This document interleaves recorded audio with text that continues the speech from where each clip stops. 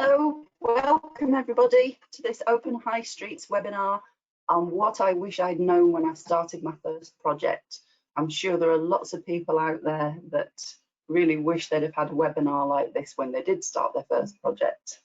It's really good to see so many people logging in and attending.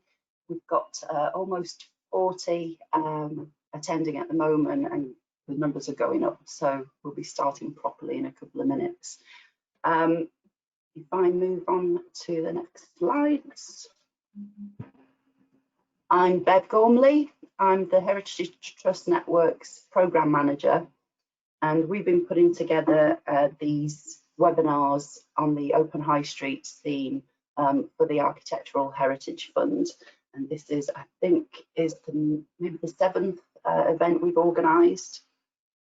So welcome everybody. Welcome to our panelists. We've got some amazing speakers here today for you. We've got Carol Pyrah from Historic Coventry Trust. We've got Liz Bates, who is our Heritage Trust Network Chair and formerly the CEO of Heritage Lincolnshire.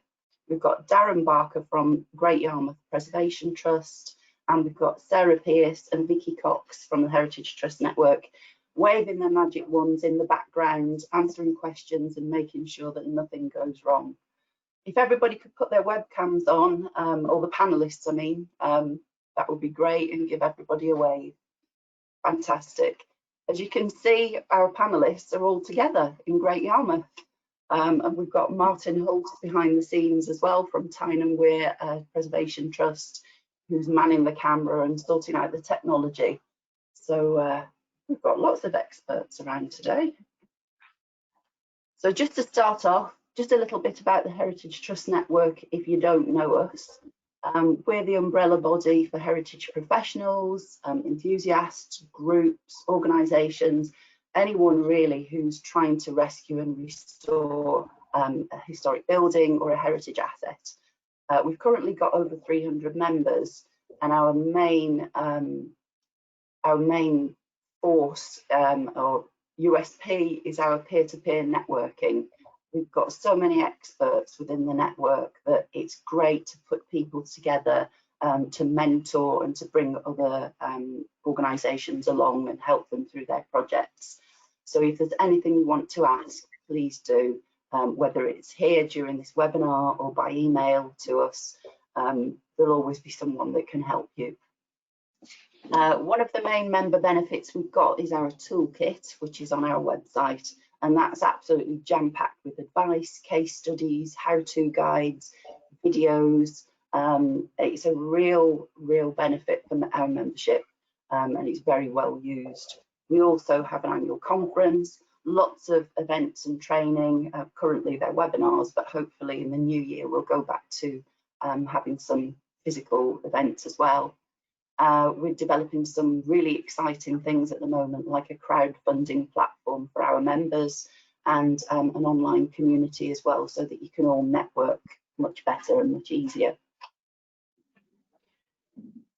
We've got some events coming up over the next couple of months. This is just 3 of them, but if you check out our events webpage, you'll find there are lots on there. We've got easy access to historic buildings coming up on the 21st and 22nd of October, all about making particularly high street buildings accessible to everyone. And we've also got another one on the 2nd of November on making the case for heritage high streets. So check those out on our website and enjoy the webinar today. Just to let you know, all attendees are muted. We can't see your webcams, we can't see you, although you can see us.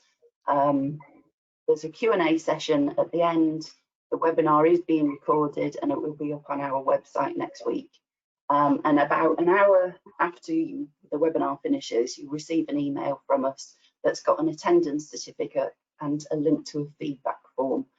I'm begging you, if you could please fill in that feedback form, that would be fantastic, as it really helps us improve our events and it helps with us evaluate the whole project as well. So it'd be much appreciated.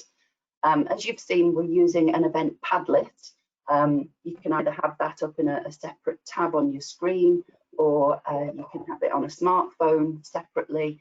And what we'll do is Sarah and Vicky in the background will copy any questions that are added via the question box here over onto the Padlet so that all the panelists can see it during the Q&A session at the end.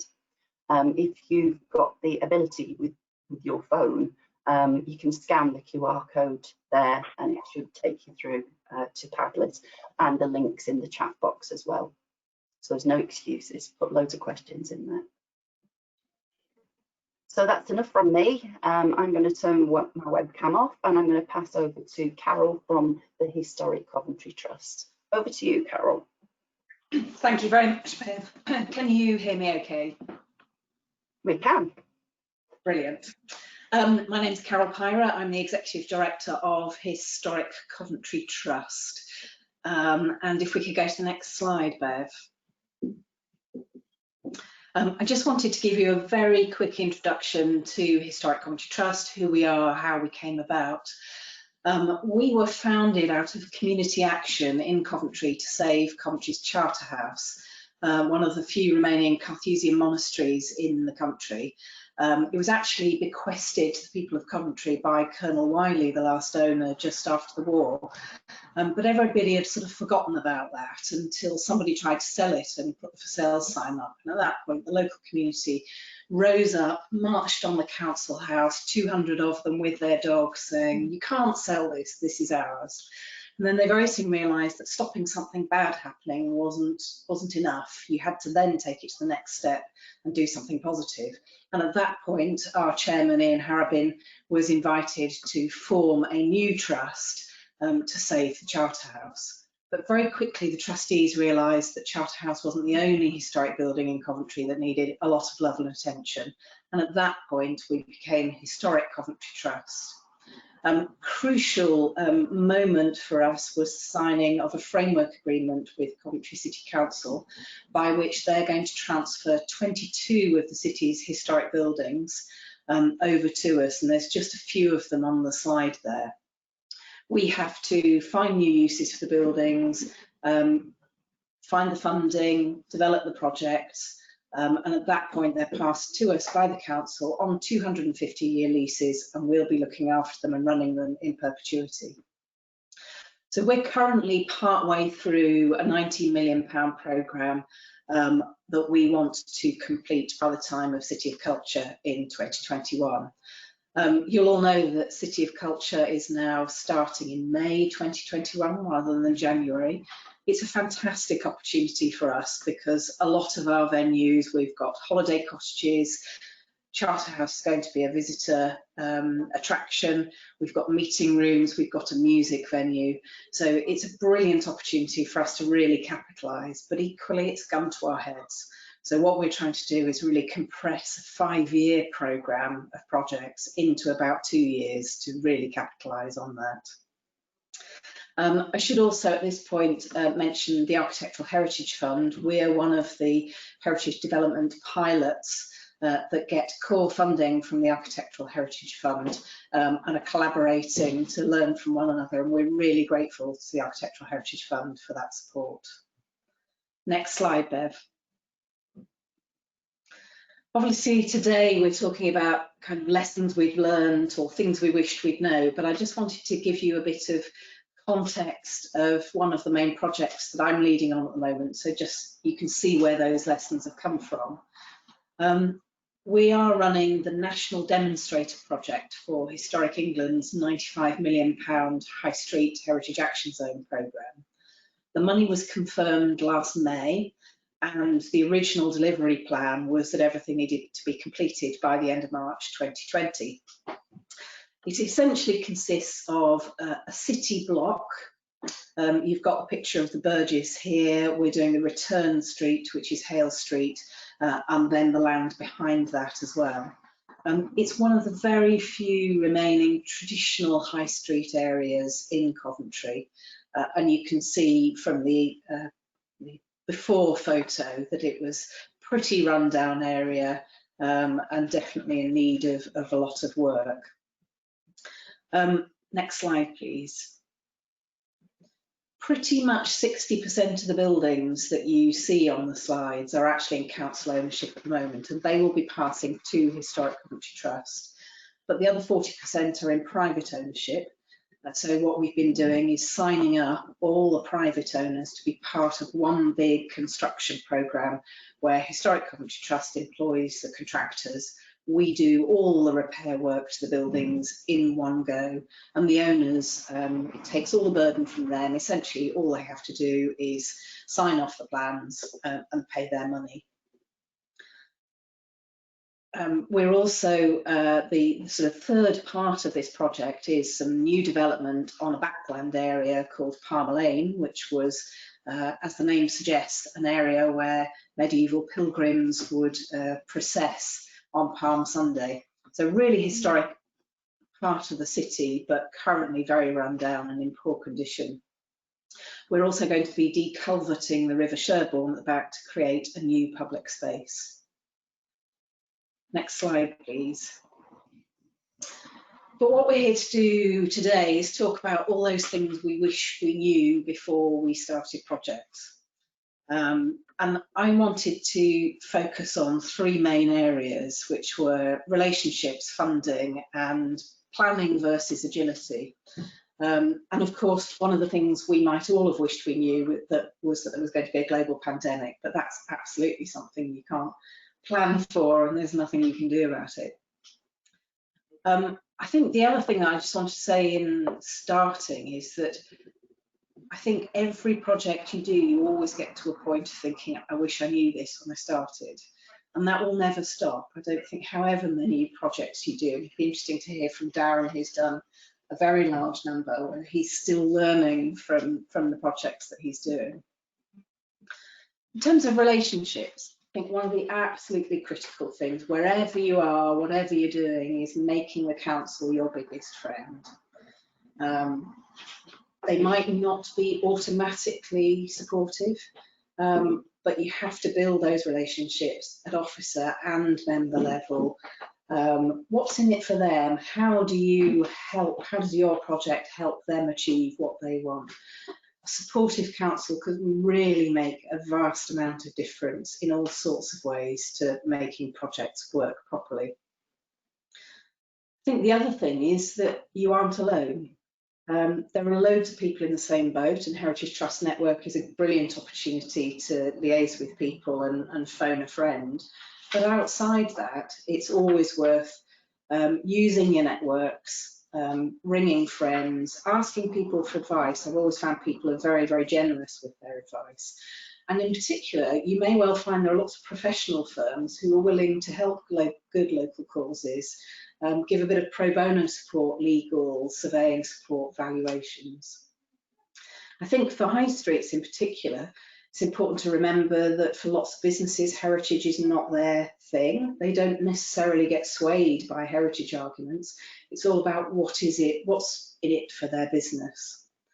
I think another thing that I've learned is the importance of challenging your professional team. If it doesn't look right, it probably isn't. It doesn't matter if you're not an architect or a surveyor or a QS. If something doesn't look right, question it, and question it hard. In terms of funding, I think creating a great story to start with is really important. That builds confidence and makes funders want to fund you. It's really important to have a bit of back pocket cash for small things, just a couple of tens of thousands, so that when you want to pay £1,000 to somebody, you can, you don't have to chase around for it. Definitely learning to love spreadsheets. Overlapping funding can be a really complicated thing. I think you have to get to grips with the implications of that very early. And I think one of the other things is about appointing a professional team. We were actually talking about this last night, that the cheapest tender consultants, especially if you don't know them, it's really worth looking into it carefully, because you can end up having people who've gone in very low just to get the job, and then you have constant arguments about fees, or they're not really committed to doing the job. I also think there's a real tension between the importance of planning a project and getting everything in place beforehand, and agility, because projects will always throw up things that you didn't know were going to happen, and you need to be able to be opportunistic, grab extra funding when it comes up, take the project in a slightly different direction that you weren't expecting at the beginning, and keep taking decisions quickly and taking those measured risks. Construction process is really a juggernaut, and any delays cost money, so you have to keep that going. Next slide, please, Bev. This is the before and after, or before and part after picture of the High Street, part of the High Street project I was talking about. And really, I wanted to say finally that one of the best bits of advice that I had was from our chairman, Ian Harrabin, who is a developer who specialises in regeneration projects. And he said to me at the beginning, make sure that you treat projects as if it's your own house and it's your own money. And if you think about it in that way, you'll be really picky and really dig into things and be really careful about how you spend the money. Final slide, please, Bev. So finally, I just want to say, please follow what we're doing. Have a look at our website, follow us on social media. We've got a heck of a lot to do between now and May 2021, so we're really running fast. And no doubt at the end of that, we'll have a load more experience on how to do and possibly how not to do projects. So we'd be really happy to share that. Thank you very much.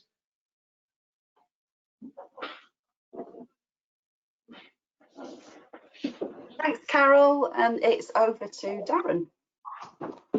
Okay, well, I'm going to whiz through a number of projects that we've done in Great Yarmouth, and I think out of that, I can draw out some examples of what we might have done differently and what we've learned at the beginning of the project. So one of the areas that we've concentrated on is King Street in Great Yarmouth. Great Yarmouth is quite often perceived as just a seaside town, but in fact it's a really important medieval town with a history dating back over 1,000 years.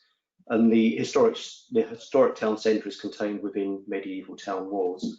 But there are lots of issues in Great Yarmouth, particularly unemployment. The street has got the most deprived ward in the eastern region.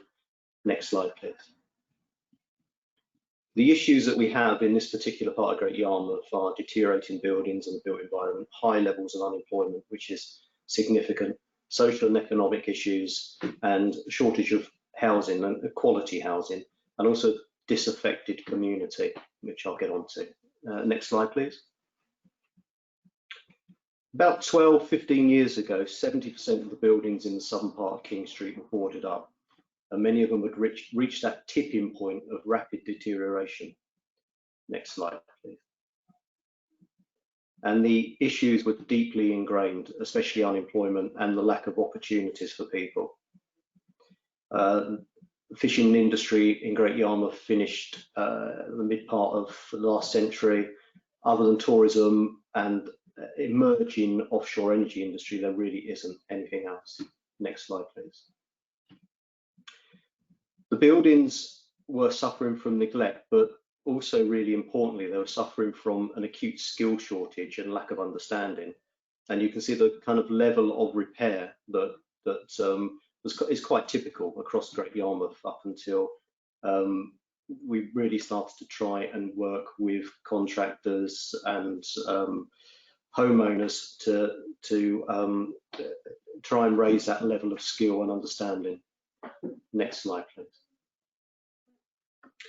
So we took a strategic approach to this part of King Street, and it was fairly straightforward and simple, and that's repair and reuse the buildings and the built environment, training and engagement, employment creation, and quality housing. So there's no eureka moment. It is obvious stuff that we were trying to tackle. Next slide, please. The first building that we took on in partnership with the Borough Council was a catalyst. It was St George's Chapel, a Grade 1 Baroque building from 1714, and an absolute landmark building in the heart of King Street. Next slide, please. It was vacant, neglected and abused. It had been converted to an amateur dramatics theatre in the 1970s and probably did everything that you wouldn't do to an important listed building. And when we started the project, the tower was at the point of collapse and we had to very quickly put a structural scaffold in place. Next slide, please. With the support of the Heritage Lottery Fund through a Townscape Heritage Initiative scheme and Historic England and funding from the Borough Council, we undertook comprehensive repair. And during the process, we discovered decorative finishes described as being of international significance. And the brick repairs, as you can see, contrast to those ones I showed earlier, very conservatively done, just removing the bricks that are mostly decayed, handmade bricks, lime mortar, you know, everything that you would do to a historic building. The next slide, please. Working with the architects and Michael Hopkins, we transformed the chapel into a theatre and a community art centre. And this really became the heart of King Street. And I've used the phrase before, but it did act as that catalyst for regeneration. Next slide, please. So St George's was the beginning, and it started to make a real difference, and it inspired us and gave us the confidence to move on because there was such overwhelming support from the community, and that really drove us forward. Next slide. We then, as a preservation trust, turned our attention to the vacant and neglected and boarded up buildings in King Street, and all of them are merchants' houses, which reflected the rich history of Great Yarmouth. This is 133 King Street, boarded up, vacant for 15 years, and I managed to persuade the council to lend the trust the money to purchase the building. And it's a very simple concept. The council provides a loan which is secured against the asset. The loan is over 20 years, but it's only given to us if we provide a viable, sustainable business plan that shows that the end use of the building will generate enough income to service the loan, and then the trust retains ownership of the building, so it's always in a safe pair of hands. Next slide, please. The business plan derived partly from the community consultation and workshops that showed that a gallery in King Street and artist studios would underpin the regeneration and emerging cultural nature of King Street. It's important that we generate income from the building as well, and so the gallery doesn't make us any money. We had to incorporate residential element within the building as well, and that residential unit provides the revenue that services the loan and keeps the building maintained into the future. Next slide, please. So using that model of local authority loan, the Preservation Trust purchased 135 King Street, and this, although it looked okay from the outside, it's in fact the worst building I've ever been into in my 28-year career. It was structurally very, very dangerous and ravaged with dry rot, and water had been pouring in for decades. Next slide, please. At this time, we created offices in the Front Range, which we leased to the neighbourhood team, which involved community people working in the community. So it provided a centre within King Street for the community, and also low-cost residential units. Next slide.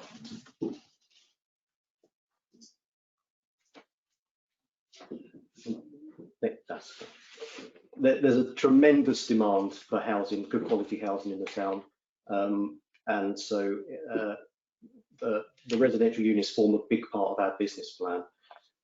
Next slide, please. We now have 21 residential units in the town, and we haven't had a vacancy since 2012, and this is partly because we provide quality, low-cost units. People respect those, and we have a waiting list. Next slide, please. So on a roll, we then purchased this one, 33 King Street. It was an American-style diner, which is its listed building, very important corner building. It was called Fatso's, and who wouldn't want to own a building called Fatso's? We converted this again to residential partly, and the other part for the Sue Lambert Trust, who support victims of domestic violence. So all the end uses are important, but as I said, we have to have that element mostly in most of the projects as residential. Next slide, please. and these are the team who undertook the work during the project. Next slide. And I have to race through these because I've been given a time warning. This is part of the medieval town wall. This is the southeast tower.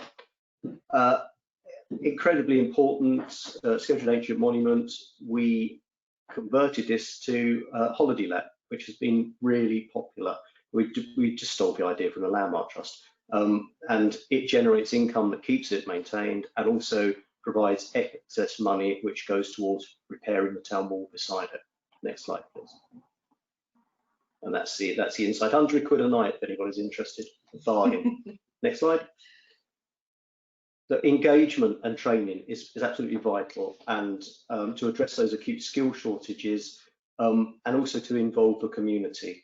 And every single project we do now has training and engagement at the very heart. Since 2014, we've delivered 26,000 training hours, and it's been so successful. We've trained people to a really high level that we've established a company solely owned by the Preservation Trust that now employs 6 of these people to carry on working on preservation projects. Next project, please. Sorry, next slide, not project. So that engagement goes beyond just training, but it's also working with the community. These are teams of volunteers who simply go out picking up litter in King Street.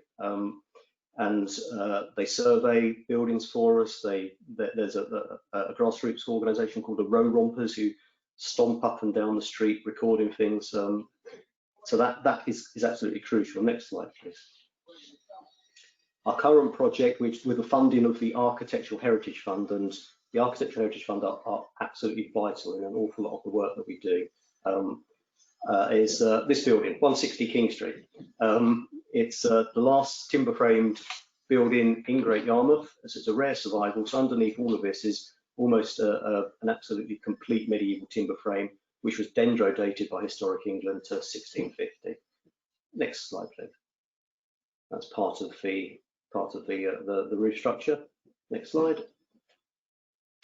And finally, we are working on new developments as well. This is the rear of King Street, part of King Street, truncated. It's bomb damage from the Second World War, was never resolved, and we are acquiring plots, vacant plots at the rear of King Street. Next slide, please.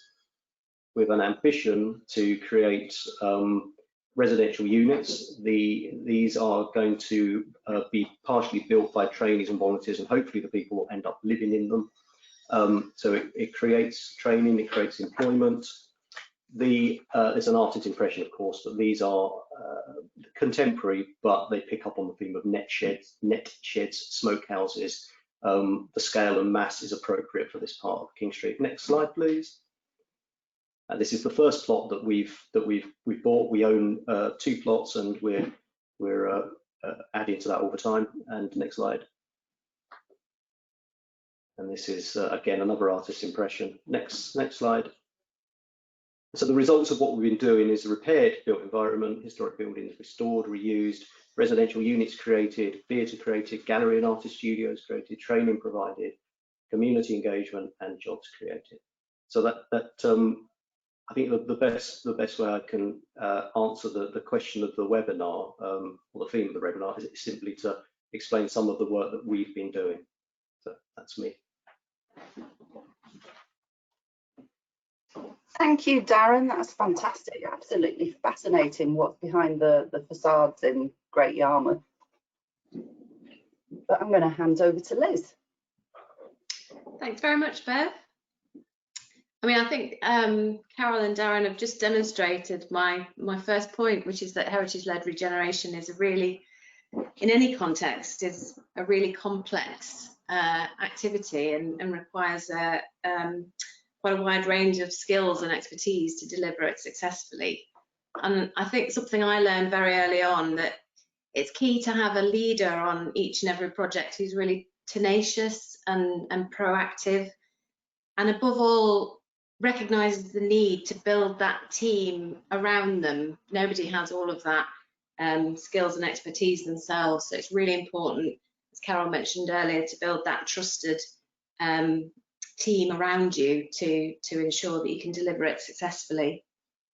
I know when I first started, these projects can be really daunting. The slide here shows the state of 116 High Street in Boston that I was faced with back in 2008. And it was a very daunting prospect. Again, it looked not so bad on the outside, but was completely scaffolded on the inside and very close to collapse at the time. And obviously at the moment, we've got these challenges are compounded by the COVID pandemic and the coming recession. So the challenges we face are ever more apparent. But I would say that also there are huge opportunities that have come along recently. The rise of localism and the recognition that community-led regeneration is a lot more sustainable in the long term, I think gives our sorts of organisations real opportunities that we need to grasp.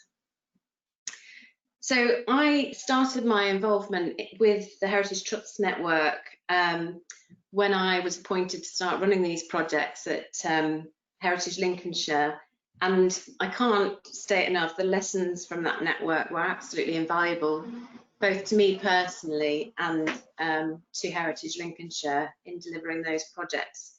And that's why I'm still so involved in the network today, and why I'm such a keen advocate of it. Bev went through at the beginning of the seminar some of the resources and benefits of the network that are available to members, like the toolkit, the peer-to-peer support and mentoring from trusts like Carol and Darren's, who have that experience that they can share with others who might be starting out on their project for a first time. So it's a really active network with lots of skills and expertise within it. And the great thing is that we can really put you in touch with the people that can really help drive your projects forward.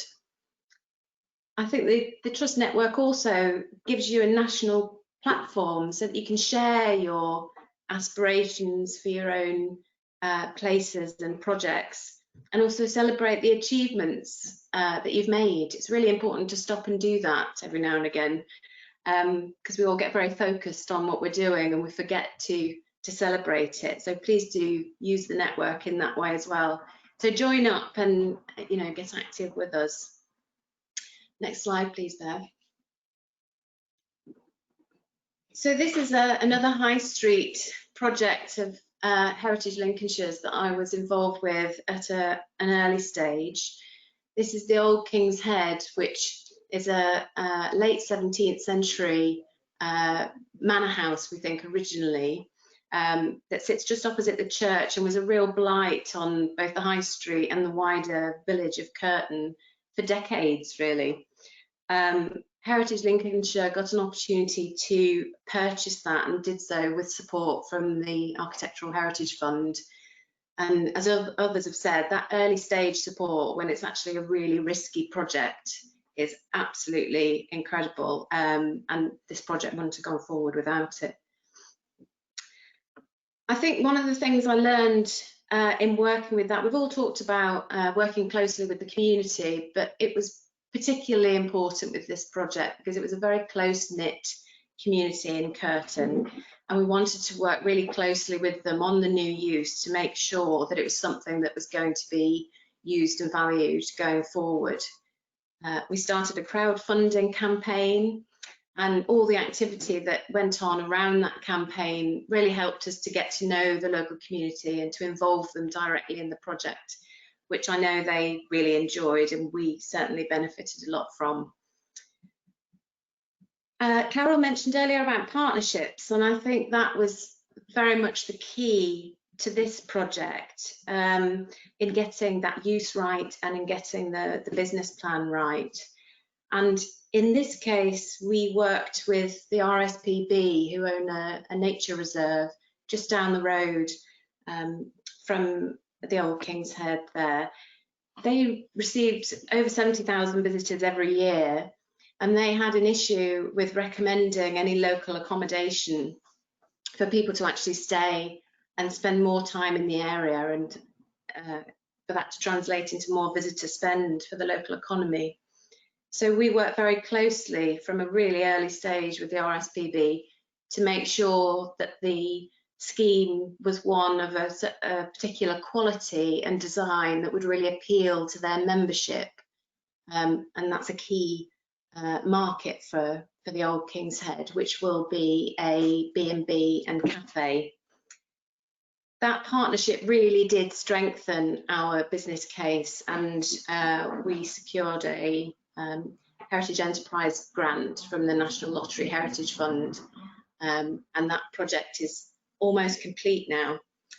Greg Pickup, who's my successor at Heritage Lincolnshire, and the team there have done a fantastic job on the capital works phase, and I really can't wait to go back and stay in one of the bedrooms there very soon. So I think my top tip from that project is to really work with partners who are already embedded within that community, and can bring that complementary value and expertise to your project. Next slide, please, Bev.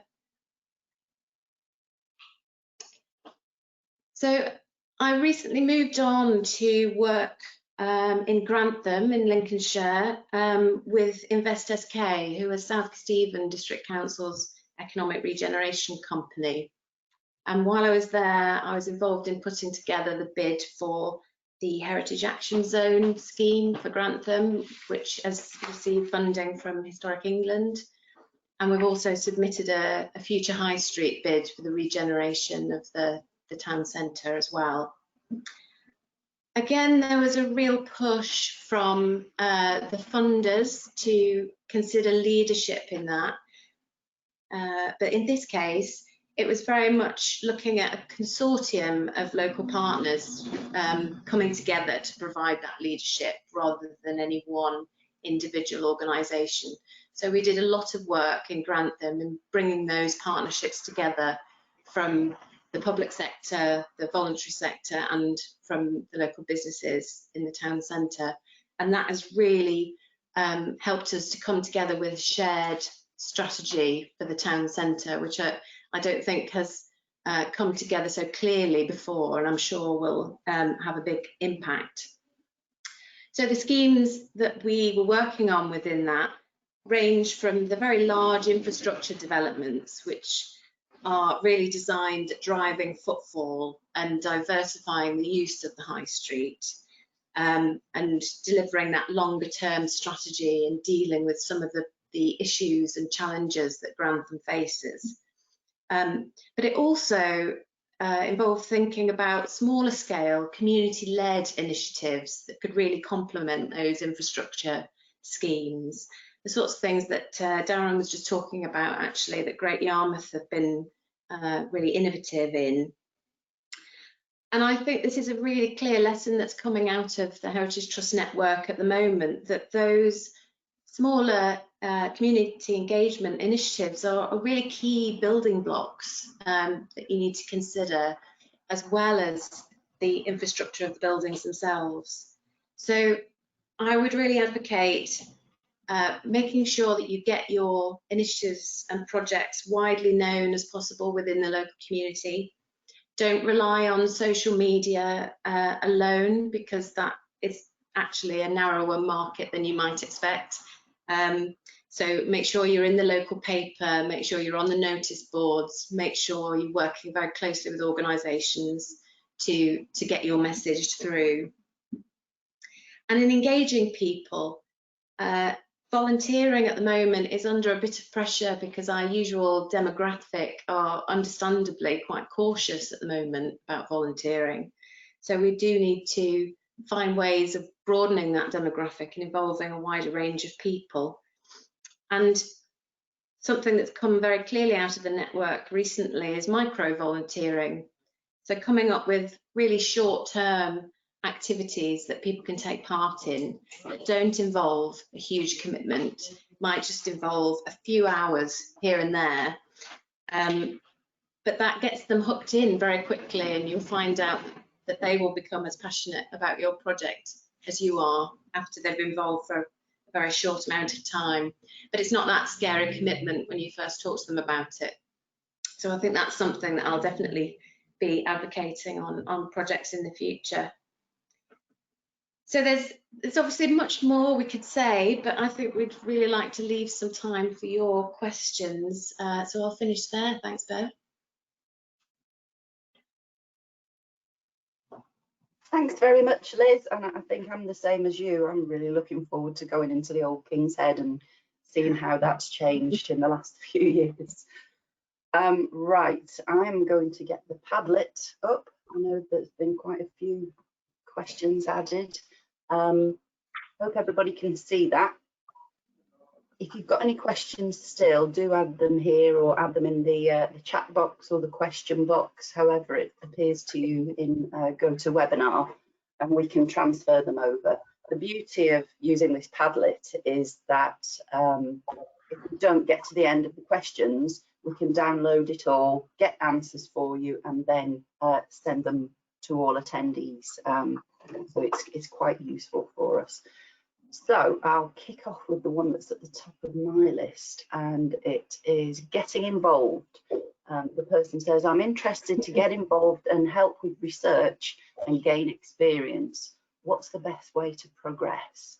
I'm not sure what sort of research they mean, but if the person could add their name, we could maybe unmute them and they could ask us themselves. Have any of you got any ideas on research over in Great Yarmouth?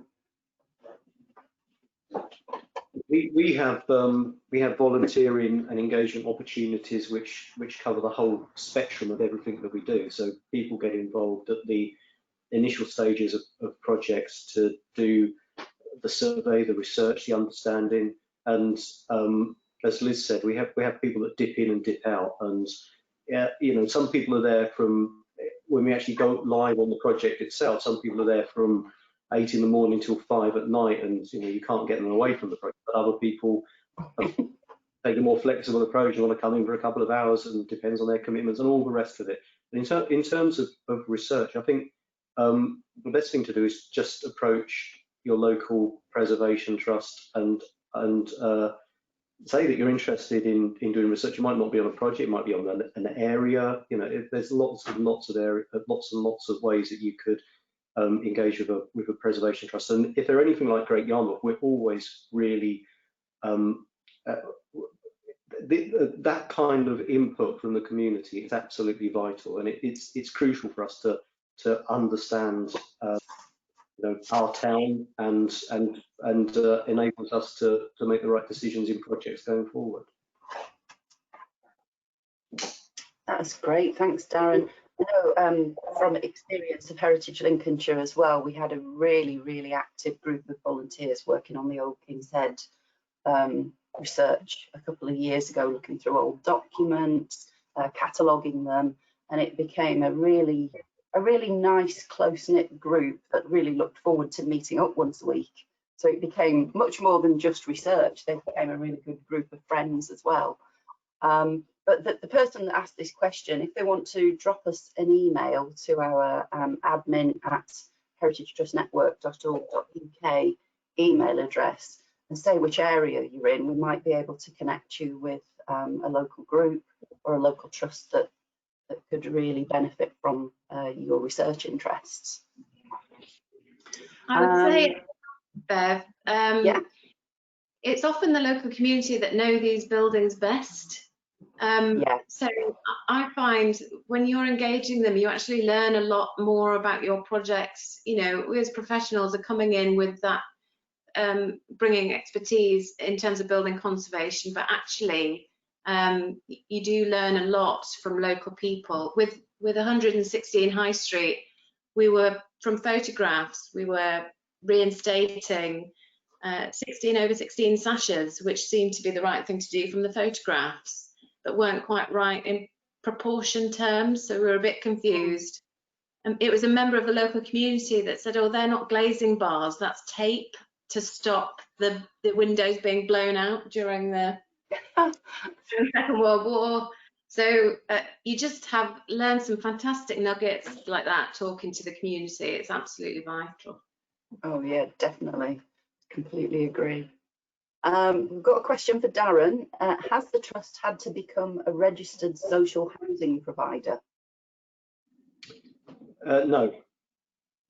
No, in a nutshell. Why not? Well, we started out about 20 years ago working with housing associations, but what we found probably about 10 years ago is that their demands for space, particular size rooms, meant that they quite often wanted to move walls in buildings sort of a foot in one direction. So, and you couldn't do that in precious heritage assets and listed buildings, and it became a bit too difficult to work with them on particular projects because of this criteria that they had. And so we started to act as our own landlord. We work very closely with the local authority. And we have a fabulous letting agent who looks after all of our properties for us. No, we haven't. I don't know what else to add. That's great, thank you. We've got a question for Liz. Can Liz give concrete examples of small community projects that complement the bigger initiative, and how were they funded? Okay, yes. So if you take the Curtin example again, we worked with the local community to access funding from what was the Big Lottery Fund, but is now the Community Fund, for a celebration event in their village, which actually turned into a series of events. So that was where we were able to work with the local community to put that funding bid together, using their ideas for what they wanted to do for small scale celebratory events, some in the church, some in the marketplace, some in other venues of town, on a whole wide range of topics. As Carol says, it's not always about heritage. There were art projects and Christmas tree events in the church, all sorts of things. And actually that became a real platform for our crowdfunding campaign. We were able to promote that through those events that were entirely run by volunteers from the local community. So there are ways of working alongside community groups to actually build those complementary initiatives, and in small ways, so that it doesn't become a burden on anybody. It's actually fun. It's actually fun to do, and they feel like there was a sense that they were contributing to the wider project without having to make a big commitment. So that was really successful. Carol, can you describe what you mean by overlapping funding? You mentioned it in your presentation. So the specific thing I had in mind there was that on our High Street regeneration scheme, the council had already secured Historic England partnership scheme for conservation area grant funding for Hale Street. And then we got the High Street has money for both Hale Street and Burgess. But because the grant agreement had already been signed by the council, what we're having to do is do part of the work on Hale Street under the area grant and the rest of it under the High Street has. And they both have different rules, they both have different eligibility and different recording and reporting mechanisms. So that has been a complete nightmare, and it was just one of those accidental things. But I think the bigger lesson to draw from that is that actually all projects end up having overlapping funding. You get your funding from all sorts of places. It's a cocktail, and actually at an early stage sitting down and looking at what each of the funders is requiring and when, and how you can build a sort of monitoring and tracking mechanism that it's then really easy to report to all those different funders is well worth doing. Definitely, and yeah, as you said, grow to love them. There's a Thanks, Carol. There's a really interesting question there about asking about timescales of the various projects, which I think is fascinating. It really made me reflect, because although we started our capital projects, actually, you know, people on the site with tools only last year, some of those projects have been 5 years in the making. So the High Street Regeneration Project started as a proposal for a THI that didn't get funding. Charterhouse has been in preparation for a major lottery grant for 5 odd years. And for me, that there's something in there then about making sure you've got a really good pipeline of potential projects, because you never know when funding is suddenly going to come up for a particular thing. And you sort of almost need a menu of projects in the background that you, when an opportunity comes up, you use. And it might then feel that there's a really long time you're spending not getting very far, and then suddenly something will get unlocked and it suddenly speeds up. And so I think recognising that, yes, it will take a long time, and somebody's responded to it saying at least twice as long as you think, and I think absolutely agree with that entirely. And it might stop and start as well. I think that was a big lesson for me. It was that, you know, you think you're really progressing with a project, and then you hit the buffers, either with your funding or with a particular problem with the building, or there's all sorts of things that, or a project that was really fitted the local authority's strategy all of a sudden doesn't anymore. There are all sorts of problems that you can hit, but I think the important thing is to be resilient about that and not think, oh well, that's the end of that project then. Just take a little bit of time to step back and reflect on what happened there, and then come up with a new strategy and drive it forward again. I think learning that that's a natural thing to happen with projects, and it's not failure, is a really important lesson, I think. Definitely. And this connects with another question. Thinking about those sort of larger or multifaceted projects, what steps do you, all three of you, go through in order to put together the best team for the job? Darren, do you want to? The best team for the job? Yeah. Well, I think I'm just going to echo what Carol said earlier, and it's to surround yourself with the best people. And that sounds a bit simplistic, doesn't it? But we have, unlike Boris Johnson, of course, we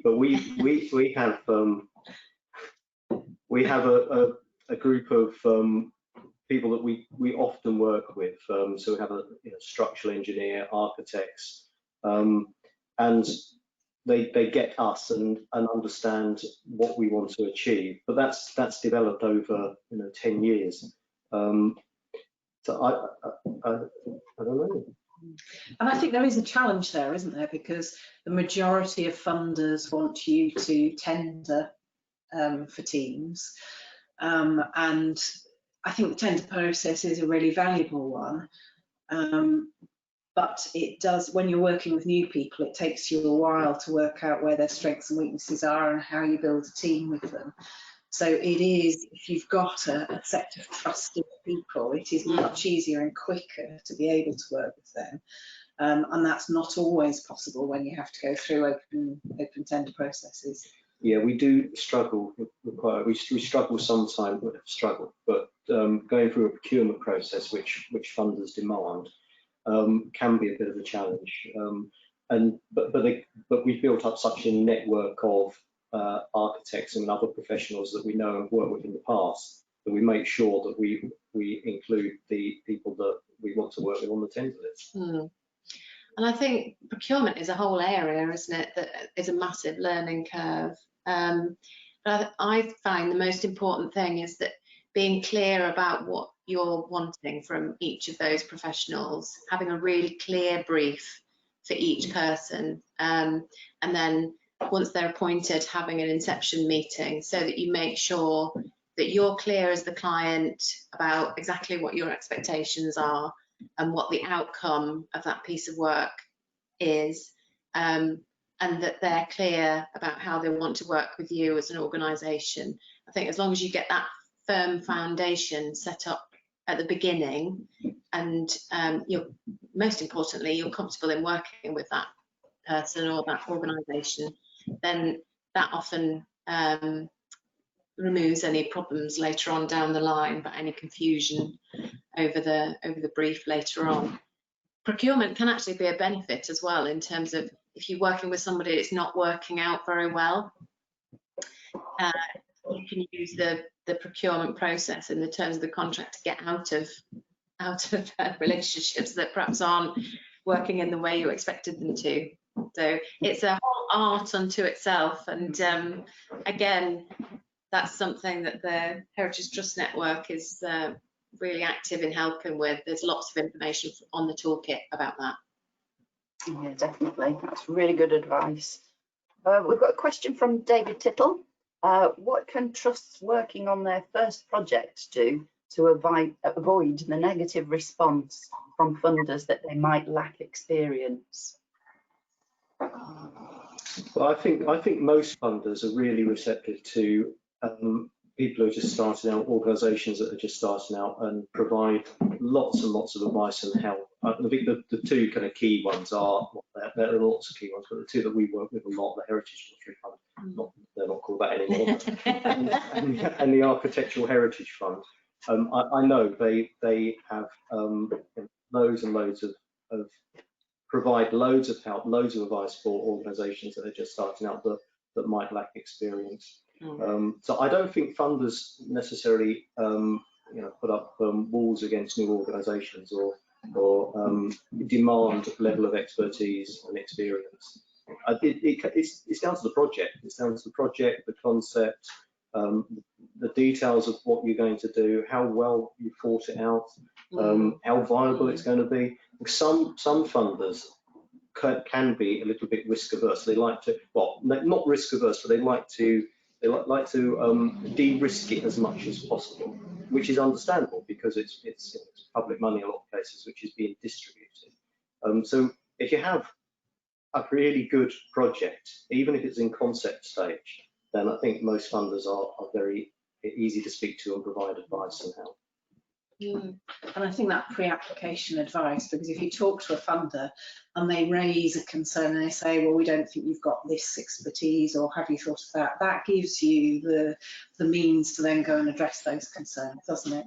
And if you're going for a big project, then a lot of funders will say, come in for a small one, show you know how to do it, go in for one of those really small heritage fund projects. Perhaps engaging your local community, show you can do that, build up that relationship with them and that trust. And that sort of thing can form part of the bigger project and part of the learning, understanding of the bigger project.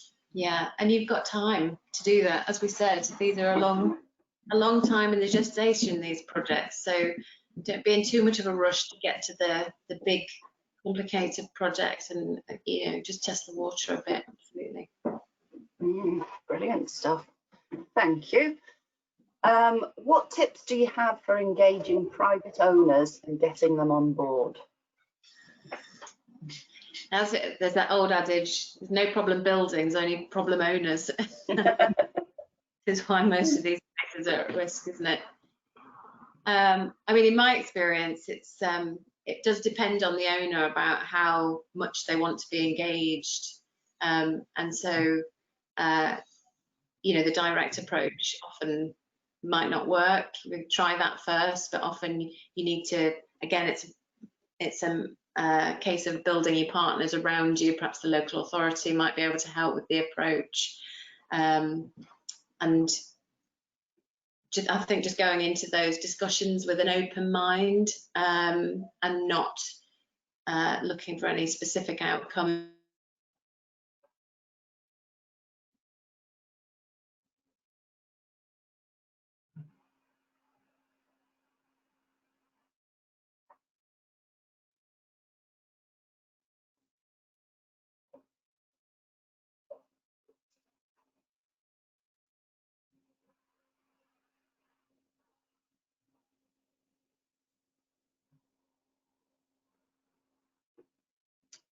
Well, I don't know if everybody else has lost our speakers from Great Yarmouth. I certainly have.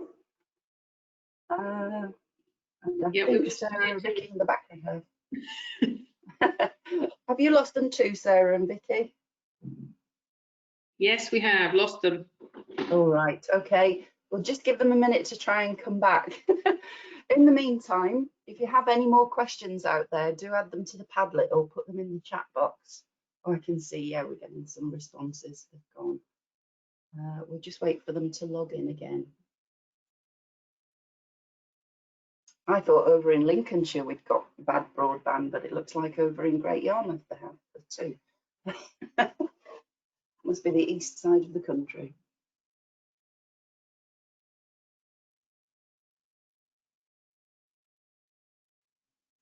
Please do add any more questions if you've got them while they rejoin.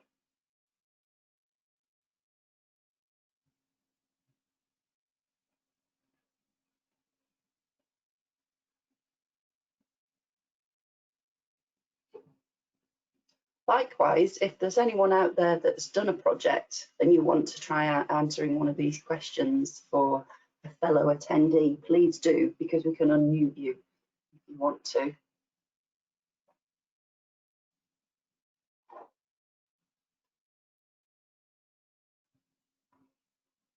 I like the question about which organisation has been a good critical friend. I wonder whether that's something we should look at HTN as a kind of an optional matchmaking service we can do, putting you in touch with somebody who can take a look at what you're doing and criticise it in the best possible way. Yeah, definitely. That's a good idea. Oh, they're not coming back at the moment. That's a shame. Hopefully nobody's cut through any wires during the building works there. I think what we might need to do is just bring this to a slightly early close, I'm afraid. What we'll do is we'll download all these questions and we'll send them to the panelists and get them to put their answers, and we'll email them out to all of the attendees from today. There's just nothing we can do if their internet's gone. They're just messaging now, so I'll just give you a second before logging off, maybe. Can you put in your what? Can you hear your webcam?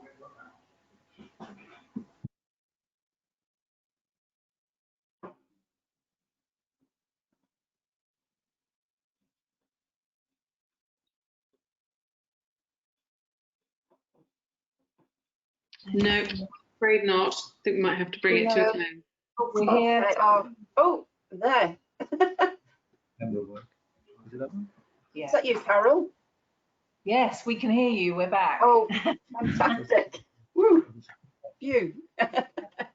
No, this one. that one, yeah. We're almost going to do a singing and dancing act. We're okay on audio, but we're having problems connecting to the webcam again, Bev. Oh, no problem. We can just carry on with audio. That'll be fine, as long as we've got you. Right, I'll go back to the Padlet then. Hooray, we've got them back. Amanda Feather is asking, what can funders do to help you respond to COVID? Oh, you mean other than giving us more money? Actually, there's one really important thing that I was thinking as I spent a weekend wrestling with the Cultural Recovery Fund application.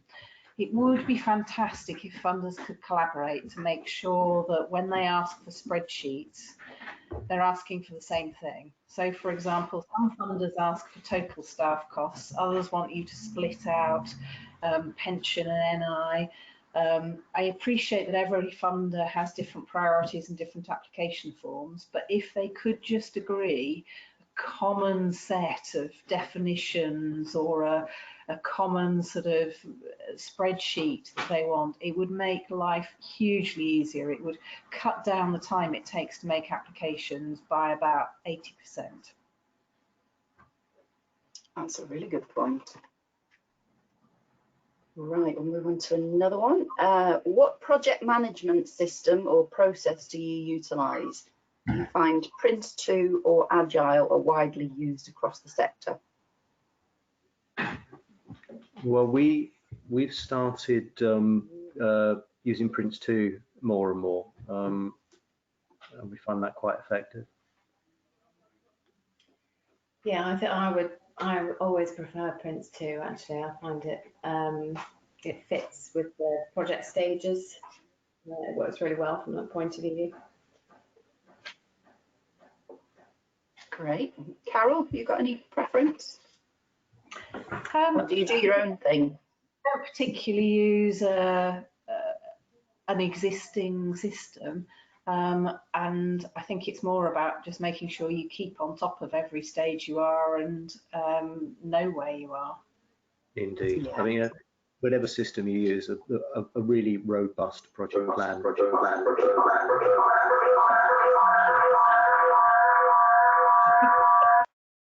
Oh, feedback.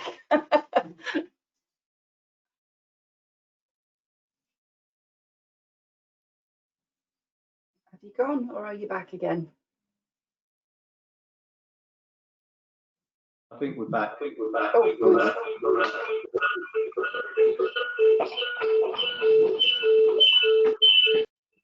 Has someone got a laptop microphone switched on? It's getting lots and lots of feedback.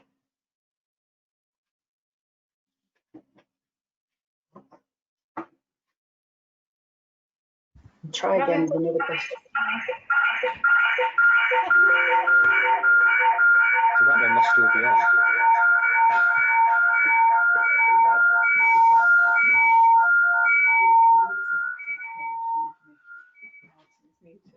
Okay. That sounds like it's sorted. Much better. Hopefully no one's ears are bleeding. Sometimes you just can't get it off. Are we blaming Martin Hulse? Right. Any particular thoughts on the financial side of things? For example, should you have had a much larger buffer set aside? You need to have contingency planning, yeah, in terms of contingency planning at all levels, but especially financially. So every project, there's so many unforeseens, no matter how well you survey to start off with. When you actually start on site, that's one of the joys of working with historic buildings, that you would have a larger contingency than you would with a conventional development project. Mm. Yeah, definitely. Anything from Carol or Liz on contingency? Just to reiterate, please have one, and please, have it, work it out on some sort of basis rather than, not just a percentage of your project. Actually get your QS to look at it and do a proper forecast, especially at the moment with the construction industry as it is. It needs to be on some sort of basis. And a really good risk register as well. And one thing I found is funders, no matter how nice they are, hate you going back and asking for more money, and it shows it shows a lack of poor planning, and it's just it's not a good thing to do. I think it's also important to have that contingency that isn't associated with the project, that just a little bit of money you can use whenever you need it, rather than having to sort of scrabble around for every £100 or £500 you spend. Good advice. There's a council question. If there is a council property or outside space that's being neglected and you would like to take it on as a project, what's the best way to approach the council about it, and how do you convince them of the merit of your ideas? I think you have, again, a really good, convincing and compelling project, a concept, even a sketch project plan that you can take to them, and you convince them of the benefits. And most of these things are beneficial for everybody. If it's what is this, a piece of space that's been neglected, it's going to be bringing public realm back into use. the council will probably welcome it. But it's about having the ability to articulate the benefits. I think it's also about thinking about what are the right routes into the council, and that will entirely depend on the nature of the council and the individual. So do your research, get to know the people, who are the influencers and the movers and shakers. Do you know anybody who knows them? Can you go in through a trusted partner or a friend rather than do a cold call? And I think what local authorities are really good at is facilitating. They can open doors that perhaps you're not able to open yourself. And I think that's a really useful first approach for a council, is to go and reassure them you're not actually looking for cash, because we all know local authorities don't necessarily have that. What you're looking for is for them to work with you to facilitate what you're looking to achieve. And I find that sort of approach is often a lot more welcomed in local authorities. Good points. Who or which organisation has been a good critical friend when starting a project? Do we have to say the Architectural Heritage Fund? Yes.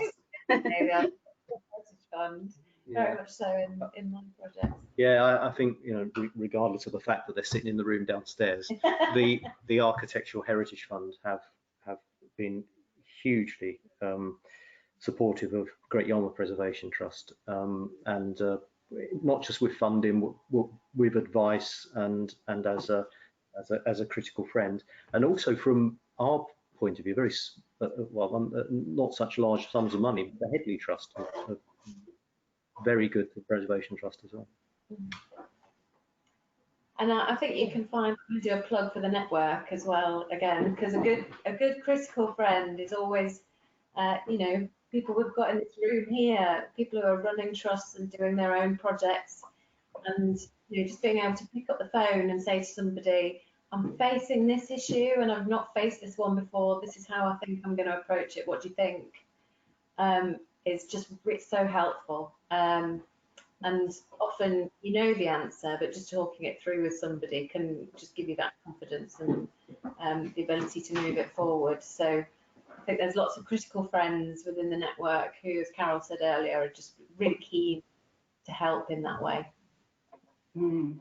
Definitely. And just to add to that as well, later on this year, we'll be developing an online community that will make it much easier for people to connect and ask, the questions that need asking, or that they were maybe slightly embarrassed about asking sometimes. So yeah, there'll be much better opportunities to do that coming up as well. How about you, Carol? Have you had someone in your locality that you have always found as a good critical friend? I think we very much use our trustees. We're really lucky to have a very broad range of expertise amongst our trustees, and the ability to ring up, a financial whiz or a really experienced developer and say, I'm struggling with this, I don't know how to do this. It's just been fantastic. So I'd really echo what Liz says, that actually it's not necessarily an organisation, it's not necessarily one critical friend for the whole project. It's about what is the question you're asking and who can help you, and there'll be loads of people who do that. Yeah, that's a good point. We've got just over 10 minutes left, so we'll whiz through these last few questions. As you progress with your project, how fixed or flexible do you need to be about what the end uses are going to be? Well, I suppose it's important to fix on a use that through your research and your market information you've shown to be viable. You do need to kind of stick with that in terms of don't keep changing horses all the time, because that's not going to do you any good at all. But within that, you've got to have some flexibility so that you can adapt because these projects are such a long time in the development, the context will change around you, and we've never learnt that more than over the last few months. So you've got to build in some flexibility into your business plan so that you can adapt and change. But I would say your core ideas that you've proved through your research and consultation to be the right business plan for that project, I would kind of stick to those if you're confident in them. I think there's a difference between pre-construction and during construction, because the last thing you want to do is start changing uses once you've got contractors on site. That's, Yes. you know, you've nailed your colours to the mast at that point. But actually at the stage where you're thinking, what do I do with this building? Where do I get funding? I think it's really important to have a plan based on best research, but be open to new opportunities, because you never know when they're going to come up. And it might be that suddenly there's a new government policy or new set of funding that makes you think again, or something changes in your local place. And there's no point in sort of being dogmatic and sticking to a plan if the world's changing around you. Yeah, I agree. Flexibility and adaptability. The business planning is key at the beginning, and that sets up the viability and sustainability of the project. But we always tend to have a plan B and a plan C, just in case. Good idea. When you started your first projects, were there any aspects that you thought might be less important or would take up less of your time than have actually turned out to be the complete opposite? Procurement and spreadsheets. Yes, procurement. I think every project is such a steep learning curve that I think personally I find it a bit difficult to answer that question. I think that with every single project is different. Every single one has different challenges, and you probably have by the time you finish, there's so many things you'd wish you'd done differently. It's very difficult to kind of pinpoint one from the first project I did, because they're all you know, they're all different and they're all about learning.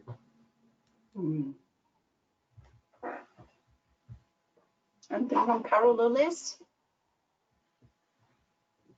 Well, I think going back spreadsheets. It is spreadsheets. Going back to Carol's, how you manage all of those different funding streams and how you make sure that you're meeting all of those approved purposes and the monitoring requirements, and making sure that you're 100% funded at the end of the day, because it's so complex, particularly when you're drawing down on the basis of a percentage intervention and all of that. So do you provide, I suppose, adequate time for the project admin, particularly in finance terms, is really important, and that having that wider support within your organisation for that is important, so that it's not only you that understands what's going on from that perspective, and that you've got adequate capacity to meet all of those reporting requirements. And a small one, but it's really important to make sure that you use the funders' logos and thank them on everything you put out, because they do remember. They really do. And I do agree with Darren about every project being different. So the thing on the High Street project in Coventry that I underestimated entirely was the amount of time that would be taken at construction stage in talking to the owners and tenants, who, despite the fact that they've signed off 2 sets of plans, when the builders come to site, they change their minds and they want things differently. And actually trying to balance that, trying to you know, constantly understand what's working for them, what isn't working for them, has taken 3 times as long as I anticipated. I can imagine there have been a few headaches there. What's the one big thing that you would do differently if you were doing your first project again? $1 million question. Get somebody else to do it. No, it's trust your gut.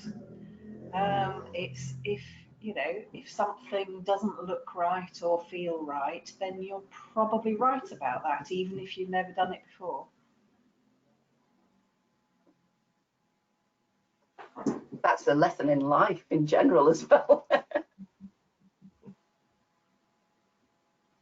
Anything from you, Liz?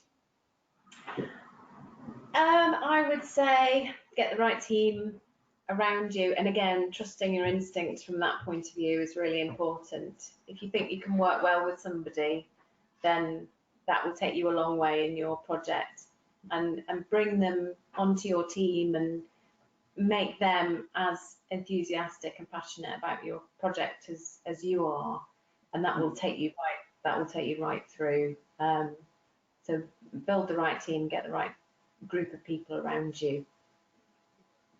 Great stuff. We're down to the last 2 questions, and I think we've probably covered them, but I will ask anyway. Have you got any advice for building lasting partnerships at the start of a project, and how have you found working with local authorities? I know we've covered this a little bit, but if you've got anything else to add, then this is the time. I would just underline what I think we said before, is that forming a relationship and working with the local authority is really important. I mean, we're lucky in Great Yarmouth, but we've got a fabulous local authority, are very in tune with what we're doing. So I think, you know, building those relationships with local authorities is vital. Definitely, yeah. Anything from Carol or Liz before we finish? I just think on partnerships, it's just important to recognise what other people's priorities are. You know, when you're building your partnerships, don't just think about what you want to get out of this project. Think about what's in it for them, and make sure that they're meeting their aspirations and targets by being involved in your project as well. And that will make those partnerships lasting if you're being equitable about what comes out of it for everybody, I think. And there will always be rocky times in those relationships, but actually, whether it's a partnership or working with a local authority, you need it in the long term. You've got to just work through those problems. That's really good advice. So we're at the end of the questions, and it's basically just left to me to thank everybody for attending. I hope you've enjoyed it. Thank you to all of our panelists, and for Sarah and Vicky in the background, and to Martin as well, that's been doing all the technology over there in Great Yarmouth. Hope it wasn't too much of a headache in the middle when we lost everyone for a while. We didn't have to do the song and dance, which is lucky. If you could please fill in the feedback form that you'll get in about an hour's time, that would really help us. It's very short, but we do find that, particularly with online events, people don't like filling in feedback forms, which makes us very sad. So please, if you could do that, that would be great. And check out our upcoming events too, at the web address that's on your screen now. We've got lots coming up. So thank you to everybody. I'll end the webinar now, and the recording will be available in a few days on our website. So we'll say bye for now. Thanks, everyone.